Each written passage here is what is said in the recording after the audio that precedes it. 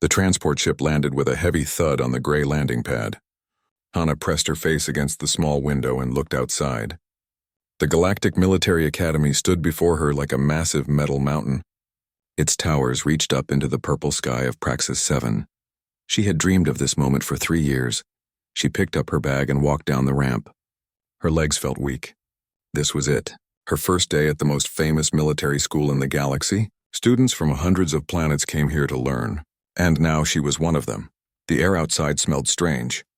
It was thinner than Earth's air. Hana took slow breaths as she walked toward the main gate. Other cadets were already there. They were much bigger than her. Some had 4 arms. Others had thick scales covering their bodies. A few towered over her at 3 meters tall. Hana pulled her uniform straight and kept walking. She tried to look confident even though her heart was beating fast. A group of cadets stood near the gate. They noticed her immediately. One of them, a massive creature with gray skin and tusks, pointed at her and laughed. The sound was deep and loud. "Look at that tiny thing," he said to his friends. "Is that really a cadet?" Another one, covered in blue fur, leaned down to look at her more closely. "What species is that? It looks so weak and soft." "Probably from one of those peaceful garden worlds," a third one added. She had 6 eyes and they all stared at Hana. No muscles, no armor, no claws. How did something like that even get accepted? Hana kept her face calm. She had expected this. Humans were new to the galactic community. Most aliens had never seen one before. She walked past them without saying anything. "Hey, little one," the gray-skinned cadet called out. "You should go home before training starts. You'll get hurt here. This is a real military academy, not a daycare." The others laughed. More cadets stopped to watch. Some whispered to each other. A few took pictures with their devices. Hana felt her face getting hot. She wanted to say something back. She wanted to prove them wrong. But she remembered her father's advice. "Show them with your actions, not your words," he had told her before she left Earth. She walked up to the security checkpoint at the gate. A tall, thin alien in an instructor's uniform stood behind a scanning device. He had purple skin and no hair. His name tag said Commander Tavik. "Hand on the scanner, please," he said in a bored voice. He had probably processed hundreds of cadets today. Hana placed her right hand on the flat glass surface. The scanner hummed softly. A blue light moved across her palm, reading her biological data. This was standard procedure. The scanner would identify her species, check her registration, and grant her access to the academy. The humming stopped. The blue light turned red. Bright red, so bright that everyone nearby stopped talking. Words appeared on the screen in large letters. "Earthborn, do not engage." The warning flashed 3 times. A loud alarm sound played for 2 seconds. Then everything went quiet. Commander Tavik's eyes went wide. He stepped back from the scanner as if it had burned him. His mouth opened, but no words came out. The gray-skinned cadet who had been laughing stopped. His face changed. The amusement disappeared. It was replaced by something else. Something that looked like fear. "Earthborn?" someone whispered. "Did it say Earthborn?" "No," another voice said. "That can't be right. They don't let them in combat programs." The blue-furred cadet backed away slowly. Her ears were flat against her head. "I didn't know. I swear I didn't know." Hana looked at the screen, then at the crowd. Everyone was staring at her with wide eyes. Nobody was laughing anymore. Nobody was mocking her. Instead, they looked terrified. "What's happening?" she asked Commander Tavik. "Is there a problem with the scanner?" The commander swallowed hard. He touched his communication device with a shaking hand. "Security, this is Gate 7. We have an Earthborn at my checkpoint. Requesting immediate escort to the main building. Repeat, Earthborn needs escort." His voice was tight, scared. Within seconds, 6 security officers arrived. They wore full armor and carried weapons. But they didn't point the weapons at Hana. Instead, they formed a protective circle around her, facing outward toward the other cadets. "Please come with us, cadet," one of them said. His voice was respectful. "Too respectful. We'll take you directly to your quarters." "But I need to complete registration," Hana said. "And get my room assignment and—" "Already done," the officer interrupted. "Everything is prepared. Please, this way." Commander Tavik pressed a button on his console. The gate opened immediately. He didn't make Hana do any of the other security checks that the other cadets had to do. As the security officers led her through the gate, Hana looked back. The crowd of cadets was still frozen in place. Some were backing away. Others were talking urgently into their communication devices. The gray-skinned cadet who had called her weak was now pressed against the wall, his face pale. "Why is everyone acting so strange?" Hana asked the security officer next to her. The officer looked uncomfortable. "You really don't know?" "Know what?" "About your species classification. About the protocols." He paused. "About what happened the last time someone engaged an Earthborn in combat." "I don't understand," Hana said. The officer was quiet for a moment. Then he said, "You will." "Everyone does, eventually." They walked through the academy's main corridor. More students saw her. More students stopped and stared. The whispers followed her like a shadow. "Earthborn. Death Worlder. Don't engage. Just stay away." Hana felt confused and frustrated. She had come here to prove herself, to show that humans deserved a place in the galactic community, to earn respect through hard work and dedication, but everyone already seemed to fear her, and she had no idea why. The security officers left her at the door of her quarters. "Your roommate requests are being processed," one of them said. "You'll probably be assigned a single room." "Why?" Hana asked. The officer didn't answer. He just nodded respectfully and left. Hana entered her room and closed the door. She sat on the bed and tried to understand what had just happened. The scanner's red warning flashed in her memory. "Do not engage." What did that mean?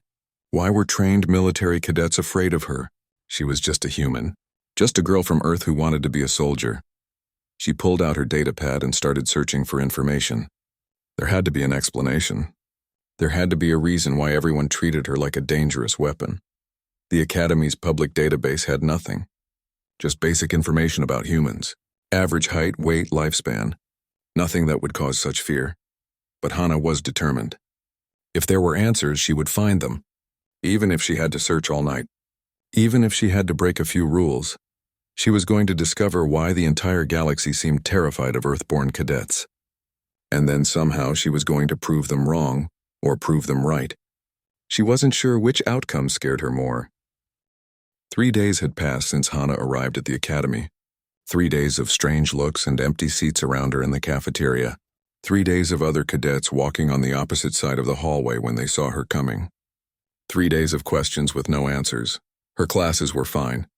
The instructors treated her normally, though they never asked her to demonstrate combat techniques like they did with other students. During physical training, she was always partnered with training dummies instead of other cadets. When she asked why, the instructor simply said it was protocol. That word again. Protocol. Hana sat in her room after dinner staring at her datapad. The public databases told her nothing useful, but there had to be restricted files somewhere. Information that explained the red warning. Information about why an entire military academy feared a single human girl. She made a decision. Tonight she would find those answers. The academy library closed at midnight. Hana waited in her room until 12:30, then slipped into the dark hallways. She had studied the building maps carefully. The main library was on the 3rd floor, but the restricted archives were in the basement, behind multiple security doors. Getting past those doors would be difficult, maybe impossible, but she had to try. The hallways were empty and quiet. Emergency lights cast long shadows on the walls. Hana's footsteps made soft sounds on the metal floor. She reached the stairwell and started going down. At the basement level, she found the first security door. It had a keypad lock and a biometric scanner. Hana tried her handprint, not expecting it to work. The door clicked open. She blinked in surprise. Why would her handprint open a restricted door? Unless her access level was higher than she thought. Or unless the security system was programmed to let Earthborn cadets go anywhere to avoid confrontation. The second door also opened for her. And the third? Hana walked deeper into the basement. The air here was cooler, older. The walls were lined with data storage units. Thousands of files from hundreds of years of galactic military history. She found a terminal in a small reading room. The screen came to life when she touched it. She typed in her search. Earth, humans, Earthborn, combat records. The screen went black for a moment. Then a warning appeared. Classified information. Level 7 clearance required. Hana hesitated. She was only a cadet. She probably had level 1 clearance at most, but she placed her hand on the scanner anyway. The screen changed. "Clearance accepted. Welcome, Cadet Hana." Her eyes went wide. A level 1 cadet should not have access to level 7 files. Something was very wrong with the security system, or something was very different about how they treated humans. Files began appearing on the screen, hundreds of them. Combat reports, medical studies, psychological evaluations, incident reports, all marked with red warning symbols. Hana opened the first file. It was titled Initial Contact Brevak Empire vs. Earth, Year 2247. She started reading. The Brevak Empire had been the first alien civilization to find Earth. They were a warrior race, proud and aggressive. When they discovered humans, they saw a primitive species with no space travel and weak bodies, easy to conquer. They sent a battalion of their best soldiers, 300 trained warriors against a small military base in Eastern Asia. The battle should have lasted a few hours at most. It lasted 6 minutes. The entire Brevak battalion was killed. Every single soldier. The report included video footage. Hana watched it, her hands shaking. The human soldiers moved differently than she expected. They didn't fight with honor or follow standard combat protocols. They were fast, brutal, and terrifying. They used the environment as a weapon. They set traps. They attacked from shadows. They didn't stop even when injured. One human soldier took 17 shots to the chest and kept fighting for another 2 minutes. Another lost an arm and still managed to kill 3 Brevak warriors before collapsing. The humans fought like they couldn't feel pain. Like death itself had to chase them down. The last Brevak warrior tried to surrender. The humans didn't understand the surrender gesture. They thought he was attacking. He died like the others. Hana felt sick. She closed that file and opened another. Second contact. Vren Collective vs. Earth Colony, Year 2251. The Vren had thought they were smarter. They studied the Brevak's mistake. They brought more soldiers, better weapons. They attacked at night when humans were supposed to be weak and tired. The human colonists killed them all, 200 civilians against 500 Vren elite troops. The civilians won. Hana kept reading. File after file, battle after battle. Every alien race that had fought humans had lost. Not just lost, been completely destroyed, annihilated, wiped out with a brutality that shocked the entire galaxy. She found medical reports next. These explained why. Humans came from Earth, classified as a Class 12 death world. The report listed Earth's dangers: extreme weather, deadly predators, poisonous plants, harmful bacteria, violent natural disasters. Most planets in the galaxy were Class 1 or Class 2. Garden worlds with mild climates and few dangers. Humans evolved in constant danger. Their bodies adapted: high pain tolerance, extreme endurance, rapid healing, aggressive pack hunting instincts, refusal to give up even when logically defeated. Other species evolved to survive through camouflage, armor, or weapons. Humans evolved to simply outlast everything trying to kill them. They could run for hours without stopping, go days without food, survive injuries that would kill most other species. And they never ever stopped fighting until the threat was dead. The psychological reports were even more disturbing. Humans bonded strongly with their pack. They would die to protect their group. They would fight impossible odds to save their friends. And if you killed one of their pack, the others would hunt you forever. They didn't forget. They didn't forgive. They just kept coming. Hana sat back in her chair. Her hands were cold. This was why everyone feared her. Not because of what she had done, but because of what her species was capable of doing. She found one more file. This one was recent, dated just 5 years ago. Galactic Council Decision, Protocol for Earthborn Entities. She read it carefully. After reviewing all combat data, the Council made a decision. Humans would be welcomed into the galactic community. They would be allowed to join institutions, travel freely, and participate in society. But there would be rules. Strict rules. Rule 1. Never engage an Earthborn in combat. Not for training, not for competition, not for any reason. Rule 2. If forced into combat with an Earthborn, retreat immediately. Do not attempt to win. Do not attempt to defend. Just run. Rule 3. If an Earthborn is injured or threatened, stay away. Their pack will respond with extreme violence. Nothing can stop them when they are protecting their own. The file included statistics. In every battle where humans were outnumbered 10 to 1, they won. In every battle where they were outnumbered 50 to 1, they still won. In every battle where they were outnumbered 100 to 1, they died, but they took their enemies with them. There was a note at the end of the file from the council leader. Humanity is not our enemy, but we must never make them our enemy. Their friendship is valuable.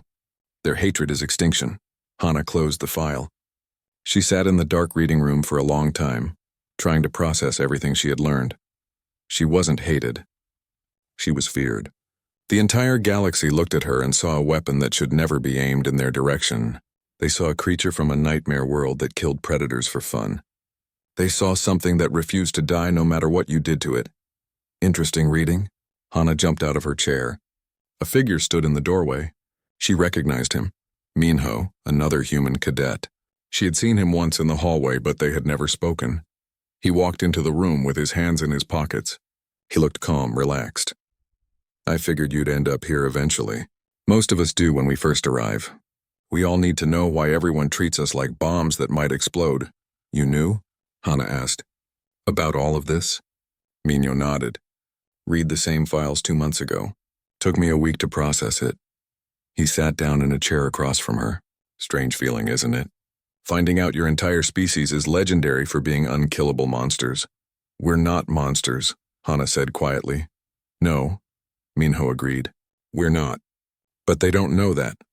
They just see the combat reports and the body counts. They don't see the families and the art and the poetry. They don't see people who cry at sad movies and laugh at stupid jokes. They just see the warriors who killed 300 Bravok soldiers in 6 minutes. Hana looked at the dark terminal screen. How do we change that? How do we make them see us as people? Minho was quiet for a moment. Then he said, maybe we don't. Maybe we just live our lives and do our best. Eventually they'll learn. They'll see that we can be gentle, that we can be kind, that we choose peace even though we're built for war. And if they never learn? Hana asked. Minho shrugged. Then at least they'll leave us alone. Fear has its advantages. Hana didn't like that answer, but she understood it. She turned off the terminal and stood up. We should go back. Before someone realizes we're here. Too late for that, a new voice said. They both turned. Commander Tavik stood in the doorway. His face was serious. Both of you. My office now. Hana's heart sank. They were caught. And she had no idea what punishment awaited them for accessing classified files. But as she followed the commander through the dark halls, she felt something else too. Commander Tavik sat behind his desk and looked at both human cadets for a long time. Hana kept her back straight and her eyes forward. Beside her, Minho stood just as still. They waited for the punishment they knew was coming. Finally, Tavik spoke. You accessed classified files. Yes, sir, Hana said. Files that are restricted to senior officers and council members. Yes, sir. Do you know why those files are classified? Tavik asked. Hana thought carefully before answering. Because the truth would cause panic. Because knowing what humans can do in combat would make other species too afraid to work with us. Tavik nodded slowly. Exactly right. The council decided that new cadets should learn about human combat history gradually, through controlled lessons, not by reading raw combat footage in the middle of the night. Then why did the system let us access them? Minho asked. The commander sighed. He suddenly looked very tired. Because the system is programmed to never deny an Earthborn request, ever, for anything. Do you understand what that means? Hana felt cold. It means even the security system is afraid of us. Not afraid, Tavik corrected. Cautious. There's a difference. He stood up and walked to the window. I'm not going to punish you. There's no point. You found information you were going to discover eventually anyway. And honestly, it's better you know now. Why? Hana asked. Tavik turned to face them. Because I need you to understand something important. You are not like the other cadets here. Most of them come from peaceful worlds. They've studied war in books and simulations. They know tactics and strategy. But they've never had to survive. Not really. Not the way you have. Not the way every human has. Minho crossed his arms. So what are you saying? That we don't belong here? No, I'm saying the opposite.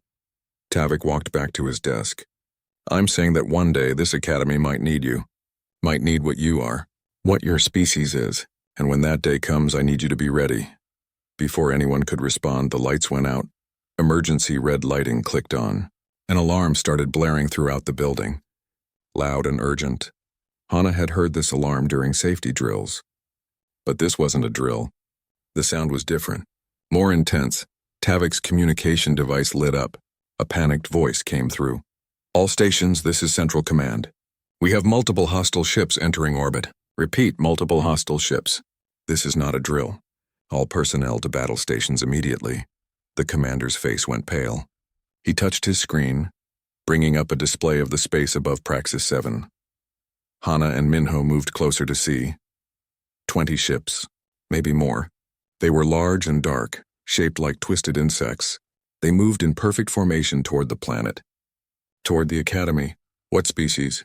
Tavik asked into his device. Unknown, sir. Ships don't match any known registry. They're not responding to hails. They're just coming. One of the ships fired. A beam of bright energy shot down from orbit. It hit the northern section of the Academy. The entire building shook. Dust fell from the ceiling. The lights flickered. Shields at 70%, the voice on the device said. Another hit like that and they'll fail. Tavik grabbed his jacket and started for the door. Both of you get to the emergency shelters now, that's an order. Where are you going? Hana asked. To Central Command, to organize the defense. He stopped at the door and looked back at them. Please just get to safety. Don't try to be heroes. He ran out into the hallway. The alarm kept blaring. More explosions shook the building. Hana and Minho looked at each other. We should help, Hana said. He ordered us to the shelters, Minho replied. Since when do we follow orders that don't make sense? Minho smiled slightly. Good point. Let's go. They ran through the hallways. Other cadets were everywhere, pushing and shoving in panic. Most of them were trying to reach the shelters. A few were frozen in place, too scared to move. Hana saw the gray-skinned cadet from her first day pressed against a wall, his eyes wide with terror. Move! She shouted at him. Get to the shelter! He just stared at her. He was too afraid to run, too afraid to think. Another explosion rocked the building. Part of the ceiling collapsed nearby. Smoke filled the air. The sprinkler system activated, spraying water everywhere. Cadets were screaming now. The panic was spreading like fire. Hana grabbed the gray-skinned cadet by his uniform and pulled him forward. Run, now! Something in her voice broke through his fear. He started moving. Other cadets saw this and began running too, following the flow toward the emergency exits. Hana and Minho reached the main atrium. It was chaos. Hundreds of cadets from different species all panicking. Instructors were trying to organize them, but no one was listening. Everyone was just trying to save themselves. This is wrong, Minho said. They're trained military cadets. Why are they acting like this? Hana remembered what she had read in the archives. Most species in the galaxy had evolved on peaceful worlds. They knew war as a concept, as something that happened in controlled environments with rules and honor. But this was real. This was sudden violence without warning. They had no instinct for this. No preparation in their blood, but she did. We need to organize them, Hana said. Get them moving in order instead of panicking. How? Minho asked. Before she could answer, two more humans appeared through the smoke. A woman and a man, both in cadet uniforms. Hana recognized them from the cafeteria. She had tried to talk to them once, but they had been distant. Focused on their own training, the woman was named Jiwon. The man was Daehyun. You two thinking what I'm thinking? Jiwon asked. That we need to take control of this mess? Hana replied. Exactly. The four humans looked at each other. Something passed between them. An understanding. They were the only ones here who weren't panicking. The only ones whose instincts told them to fight instead of freeze. I'll take the east exit, Daehyun said. Direct evacuation flow there. West exit for me, Jiwon added. We'll handle the main entrance, Hana said, gesturing to herself and Minho. They split up. Hana and Minho pushed through the crowd to the main entrance. Cadets were pushing against each other, blocking the doorway. No one could get through. They were going to crush each other if this continued. Hana climbed onto a bench. Everyone stop, she shouted. No one listened. She tried again, louder. Stop moving! A few cadets looked at her, but most were too panicked. Minho pulled a fire alarm on the wall. A different sound blared through the atrium, cutting through the other alarm. Everyone stopped. They all turned to look. Form lines, Hana shouted. 3 lines. Move in order. No pushing. Why should we listen to you? Someone yelled back. Another explosion shook the building. Closer this time. The lights went out completely. Only the red emergency lights remained. Because I know what to do, Hana said. Because I'm not panicking. Now form lines or you'll all die in this crowd. Something in her voice cut through their fear. Maybe it was confidence. Maybe it was the tone of command. Or maybe they remembered she was Earthborn. Maybe they remembered the warnings and the red scanner. Maybe in this moment of chaos, having a Death Worlder in charge seemed like a good idea. They started forming lines. Hana directed the flow. You take your group through first. You wait for 10 seconds, then follow. You help anyone who falls. Keep moving, but don't run. Go. The evacuation started flowing smoothly. Minho stood at the door, counting cadets as they passed through. Making sure no one was left behind, an instructor appeared through the smoke. It was the same one who had led their combat training. He stared at Hana in shock. How did you... They were panicking. How did you get them organized? Training, Hana lied. It wasn't really training. It was instinct. The same instinct that had kept humans alive on a deadly planet for millions of years. The instinct to organize, to adapt, to survive. We need you in Central Command, the instructor said.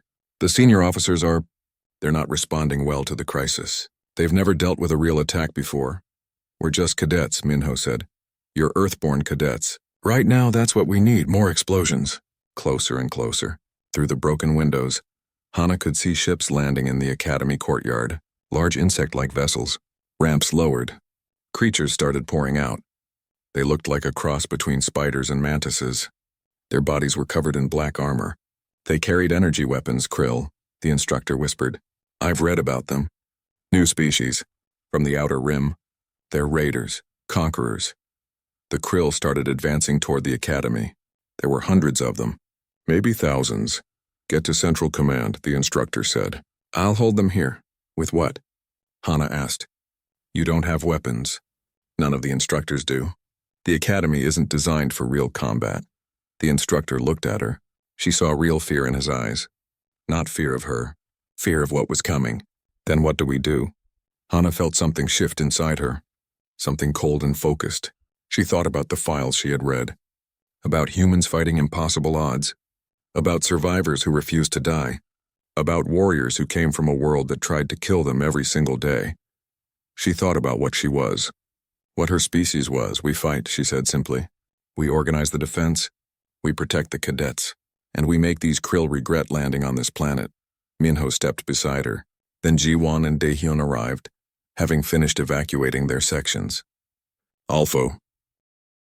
The 4 humans moved through the academy like they had been born for this moment. While other cadets huddled in shelters while instructors stood frozen in shock, the humans acted. Hana led them to the equipment storage room on the 2nd floor. The door was locked, but Minho kicked it open. Inside, they found training weapons. Most were set to non-lethal settings for practice, but Daehyun knew how to override the safety protocols. Within minutes, they had 4 working energy rifles and a dozen stun grenades. Not much, Jiwon said, checking her rifle's charge, but it's something. We need to know what we're facing, Hana said. Numbers, positions, objectives. They made their way to Central Command. The hallways were empty now. Everyone was either in shelters or at defensive positions. The academy felt like a ghost building. Only the distant sounds of explosions and weapons fire reminded them that a battle was raging outside. Central Command was on the top floor. When they arrived, they found chaos. Officers shouted into communication devices. Screens showed different parts of the academy, all under attack. Commander Tavik stood in the center, trying to coordinate a defense, but his orders weren't being followed. The other officers were too panicked, shields at 30%. East Wing is breached. We need reinforcements at the main gate. There are no reinforcements. We're all we have. Tavik saw the 4 humans enter. Relief crossed his face. Thank the stars. I need tactical assessment now. Hana moved to the main screen. She studied the battle data flowing across it. The Krill had landed 12 ships. Approximately 2,000 soldiers. They were attacking from 3 directions, north, east, and south. The western side faced a cliff, so that was secure. They're trying to surround us, she said. Standard siege tactics. They'll cut off our escape routes, then move in for the kill. How do we stop them? Tavik asked. Hana looked at the map. Then she looked at the 4 humans in the room. 4 people against 2,000. It should have been impossible. It should have been suicide, but her mind was already working, already calculating, already seeing possibilities that the others couldn't see. "We don't stop them," she said. "We slow them down, make them think we have more fighters than we do, force them to waste resources on defenses, and we buy time for the distress signal to reach the nearest fleet." "How long until reinforcements arrive?" Minho asked. 72 hours, an officer replied. 3 days. Then we hold for 3 days, Hana said simply. "With what?" Another officer shouted. "We have maybe 200 instructors and senior cadets who know how to fight." "The Krill have 2,000 trained soldiers." "You have 4 humans," G1 said quietly. The room went silent. Everyone stared at her. "What does that mean?" the officer asked. "It means we're going to do what humans do best," Daehyun said. "We're going to survive, and we're going to make them pay for every meter of ground they take." Hana turned to Commander Tavik. "I need full access to all systems. Environmental controls, security systems, maintenance robots, everything. You're cadets. You don't have clearance for—" "Give her the access," Tavik interrupted. He looked tired but determined. "Give all of them full access.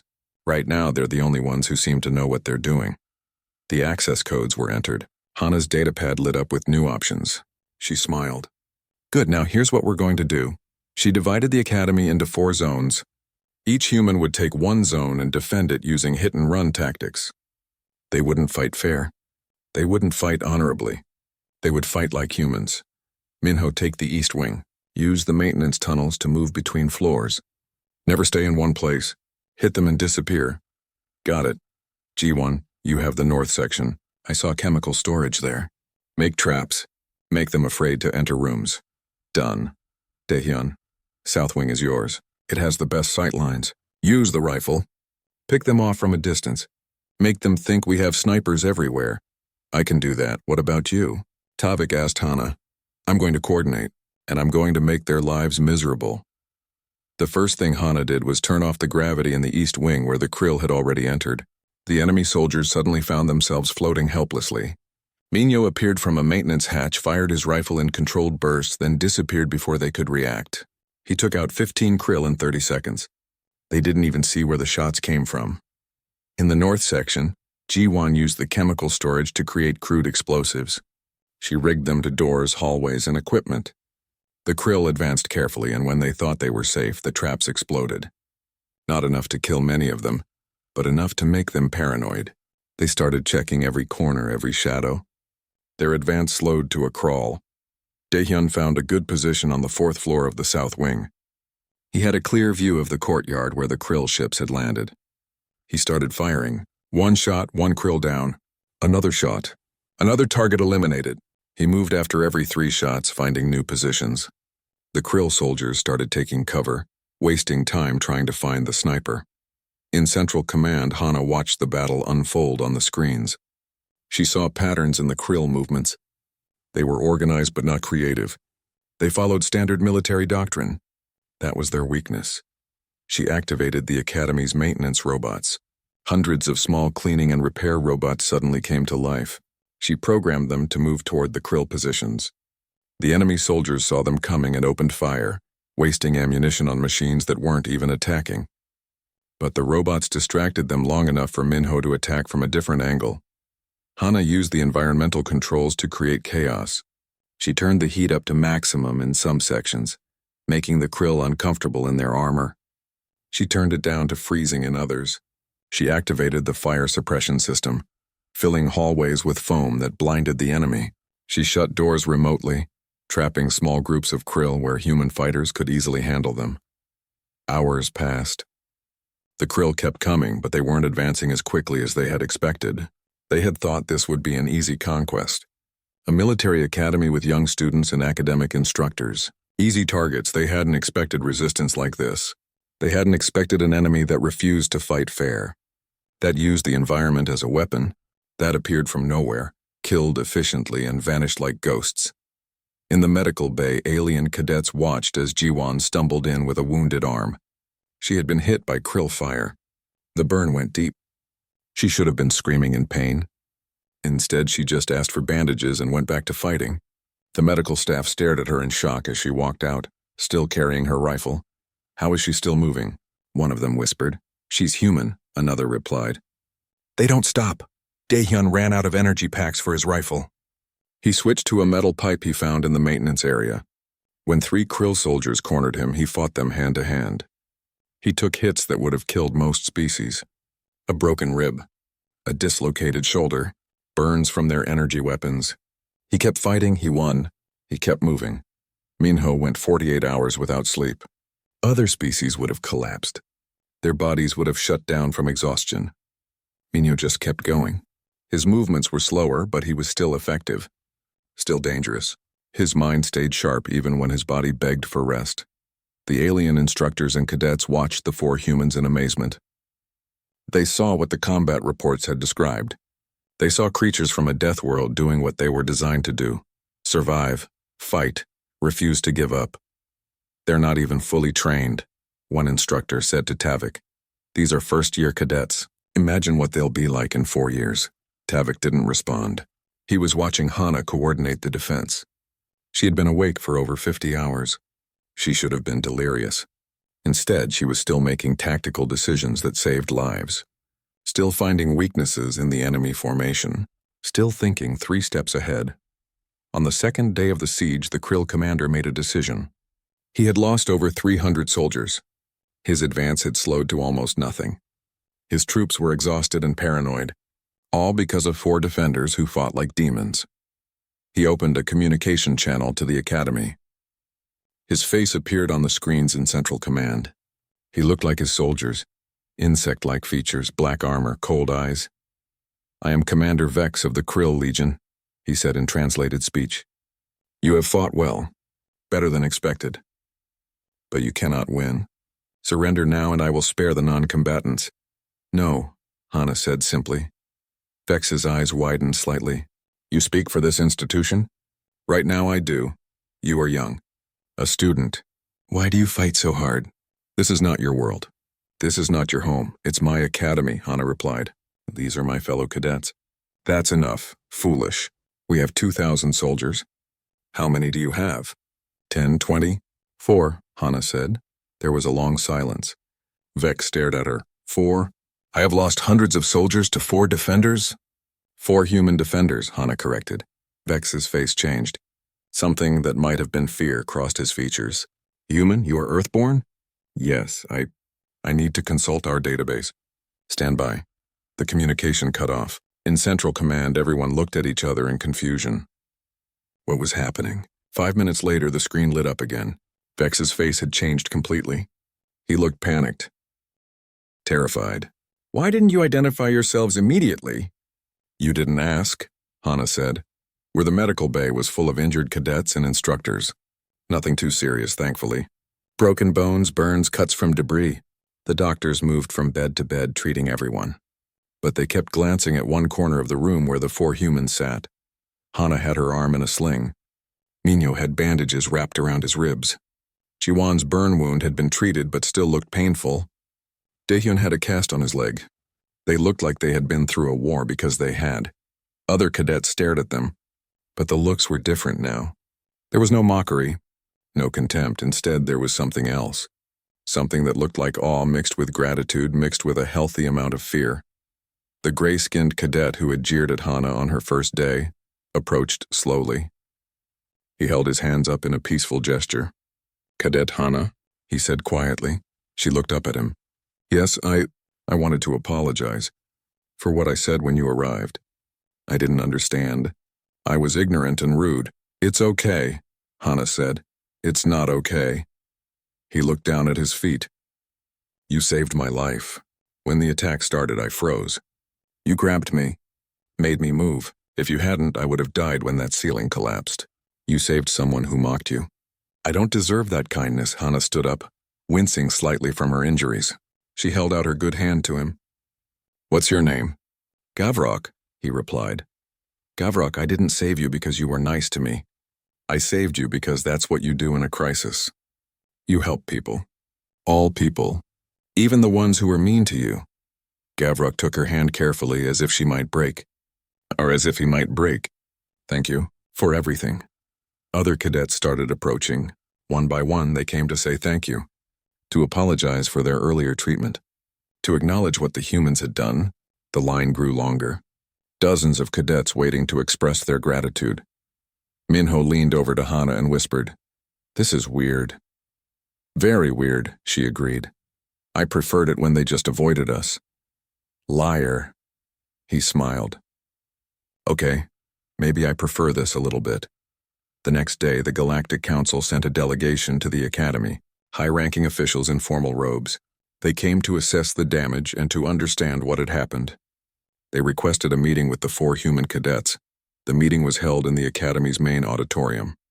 Hundreds of people attended: instructors, senior officers, surviving cadets, and the council delegation. Everyone wanted to hear the official report. Commander Tavik stood at the podium. He looked better now, more rested. The panic had left his eyes. 3 days ago, this academy was attacked by the Krill Legion. 2,000 enemy soldiers landed with the intent to conquer our facility. We had minimal defenses and no warning. By all calculations, we should have lost. Many of us should have died. He paused and looked directly at the 4 humans sitting in the front row.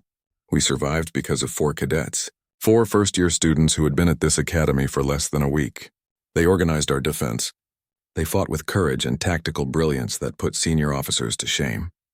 They held off an army. The council member stood up. She was from the Vorlan species, tall, elegant, with silver skin. "We have reviewed the combat logs, the tactical analysis, the casualty reports. What these 4 humans accomplished is unprecedented. 4 defenders against 2,000 attackers. The mathematics should not work. But it did work," Tavik said, "because they are Earthborn, because they come from a world that taught them to survive impossible situations, because they carry in their blood the memory of 1,000,000 years of fighting to stay alive." Another council member spoke. He was smaller, with blue scales. "The council needs to discuss new protocols. The current restrictions were designed to prevent humans from engaging others in combat. But these cadets engaged the Krill in defense of this institution. Technically, they violated multiple regulations." The auditorium went silent. Hana felt her stomach drop. Were they going to be punished? After everything they had done? The silver-skinned council member held up her hand. However, the regulations were created for a different context. These humans did not initiate combat. They defended their fellow cadets. They protected the innocent. And they did so with restraint and precision. 0 civilian casualties. 0 unnecessary deaths among the enemy. They fought like soldiers, not like monsters. She walked down from the stage and approached the 4 humans. "The council has made a decision. Effective immediately, you are no longer cadets." Hana's heart sank. They were being expelled. "You are now junior officers of the Galactic Defense Force. The rank comes with full honors, full pay, and full recognition of your actions here. This is the fastest promotion in Academy history. Normally, it takes 4 years to graduate. You have earned it in less than a week." The auditorium erupted in applause. Cadets stood up. Instructors cheered. The sound was deafening. Hana couldn't process what she was hearing. Junior officers? They were being honored, not punished. The council member smiled at her confusion. "Did you think we would punish you for saving lives? For protecting the innocent? Humans may be feared, but you are also valued. You proved something important here. You proved that your species can choose mercy even when violence would be easier. You proved that Deathworlders can be heroes." Later that evening, there was a formal ceremony in the Academy courtyard. The area where the Krill ships had landed had been cleaned up. Temporary lights made the space bright. Everyone attended. The 4 humans stood at attention in their new uniforms. Junior officer uniforms with medals on their chests. Medals for valor, for tactical excellence, for defending the Academy. Hana looked out at the crowd. She saw faces from dozens of different species, and they were all looking at her with respect. Real respect. Not fear disguised as respect. Not politeness hiding terror. But genuine appreciation for what she and the others had done.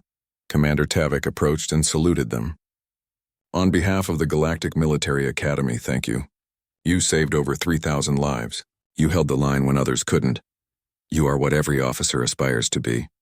He pinned additional honors on their uniforms. Then he stepped back and said something that Hana would never forget. "I was wrong about Earthborn. We all were.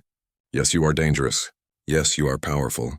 Yes, you are capable of extreme violence. But you are also capable of extreme compassion. You choose when to fight and when to protect. That choice is what makes you special. That choice is what makes you worthy. After the ceremony, the crowd dispersed slowly. Cadets came up to take pictures with the human officers, to ask questions, to simply be near them without fear. Hana found herself standing at the same gate where she had arrived a week ago. The scanner was still there. She placed her hand on it out of curiosity. It turned red again. The same warning appeared. Earthborn, do not engage.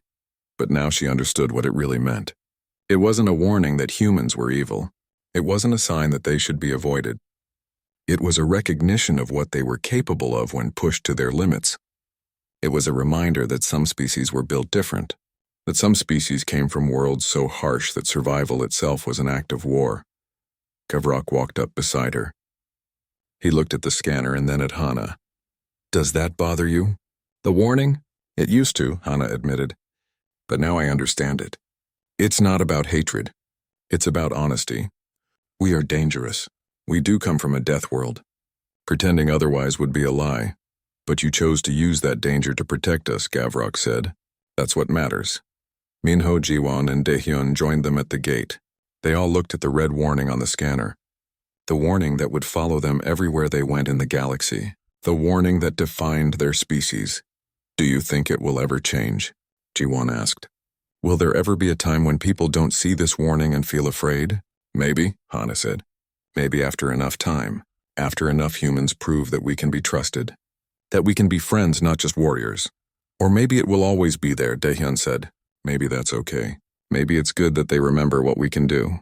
It keeps them honest. It keeps them from starting wars they can't finish. A group of cadets walked past. They saw the humans and waved. Friendly waves. Genuine smiles. No fear in their eyes. Just gratitude and respect. I think it's changing already, Minho said. Look at them. A week ago they wouldn't come within 10 meters of us. Now they're comfortable around us. They learned that the warning isn't about what we will do. It's about what we can do.